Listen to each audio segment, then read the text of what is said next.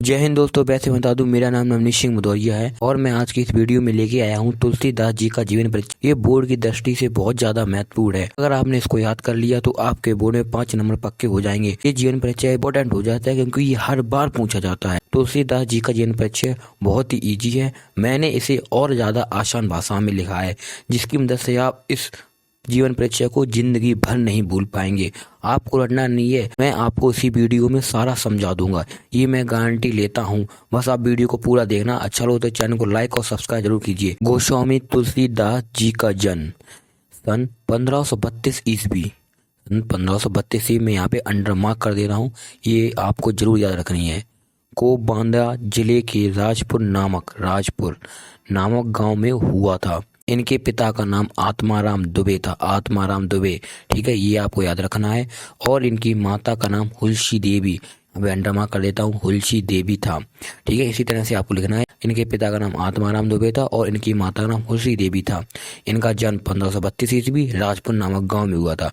बस इतने पॉइंट आपको याद रखने हैं, जिसकी वजह से आपका जीवन परिचय शुरू होगा। ठीक है, अगर इन पॉइंटों को आपने याद रख लिया तो आपके बोर्ड में 5 नंबर 100% कन्फर्म पक्के होंगे। कुछ लोग इनका जन्म स्थान एटा जिले में यानी एटा जिले में मानते हैं। यानी कुछ लोग यानी कुछ विद्वान हैं जो इनका जन्म है एटा जिले में मानते हैं, कुछ एटा जिले में मानते हैं।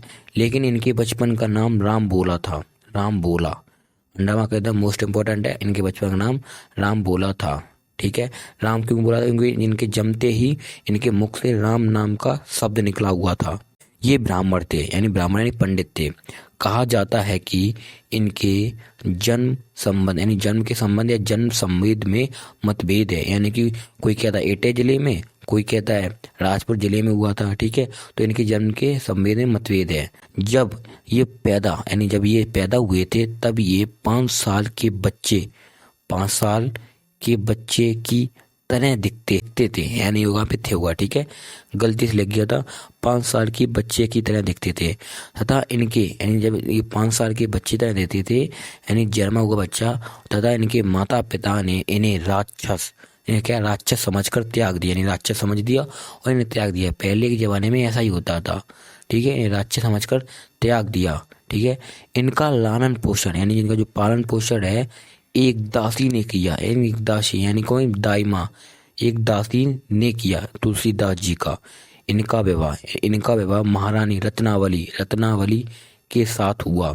रत्नावली, ठीक है, इनकी पत्नी का नाम था रत्नावली, जो कि एक रानी थी। ये अपनी पत्नी से बहुत ज्यादा प्रेम किया करते थे। इतना ज्यादा, बहुत ज्यादा प्रेम किया करते थे, इसकी कोई सीमा नहीं है।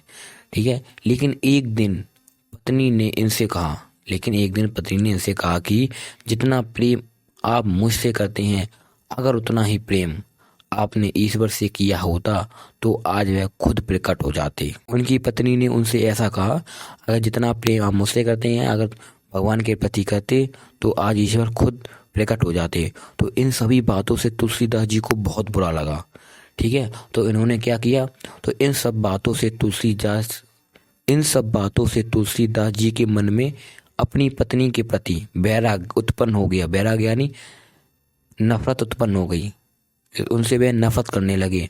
कहा जाता है कि ये पत्नी से इतना प्रेम करते थे कि एक बार इनकी पत्नी इन्हें बिना बताए हुए मैके चली गई, तो ये आधी रात में आधी तूफान का सामना करते हुए आधी रात में ससुराल जा पहुंचे थे। इस प्रकार तुलसीदास जी ने रामचरितमानस की रचना की। गोस्वामी तुलसीदास जी की मृत्यु शनिवार के दिन 1623 ईस्वी में गऊ घाट के किनारे हुई। ये ध्यान रखना, 1623 ईस्वी में गऊ घाट के किनारे हुई। बस आपको ऐसा ही जीवन परिचय लिखना है। अगर आपने ऐसा जीवन परिचय लिख दिया तो आपके बोर्ड में 90% नंबर 100 कन्फर्म पक्के होंगे, ये मैं गारंटी लेता हूँ। ठीक है, अब देखेंगे इनकी रचनाएं और भाषा। तुलसीदास जी ने बहुत सारी रचनाएं लिखी, जिनमें से रामचरितमानस, हनुमान बाहुक, पार्वती मंगला, गीतावली, कवितावली, दोहावली, विनय पत्रिका आदि इनकी रचनाएं हैं। ये बहुत ही रचनाएं फेमस हैं। सबसे ज्यादा फेमस थी रामचरितमानस। ये 1 नंबर में पूछी जाती है। ये एक रचना पूछी जाती है, अगर आपने एक रचना लिख दी तो 5 नंबर 100% कन्फर्म हो जाएंगे, ये मैं गारंटी लेता हूँ। आपको एक रचना तो जरूर ही लिखनी है। अब देखते हैं इनकी भाषा क्या है। तो तुलसीदास जी की भाषा सरल या अवधी भाषा थी। सरल यह अवधी भाषा थी। वैसे तुलसीदास जी की ज़्यादातर भाषा अवधी भाषा मानी जाती है। बस आपको बोर्ड में ऐसा ही लिखना है, इसी तरह से आपको पॉइंट बनाने हैं, इसी तरह से आपको लिखना है। तो आप जीवन परिचय में जन्म, मृत्यु, माता पिता और इनकी मृत्यु कहाँ हुई, बस इन पॉइंटों को आपको याद रखना है और बोर्ड में इसी तरह से आपको बना बना के लिख देना है। तो आपके नंबर कोई नहीं काट सकता है, आपको 5 में से 5 नंबर दिए जाएंगे, ये मैं गारंटी लेता हूँ। मिलेंगे अगली ऐसी वीडियो में, तब तक के लिए बाय।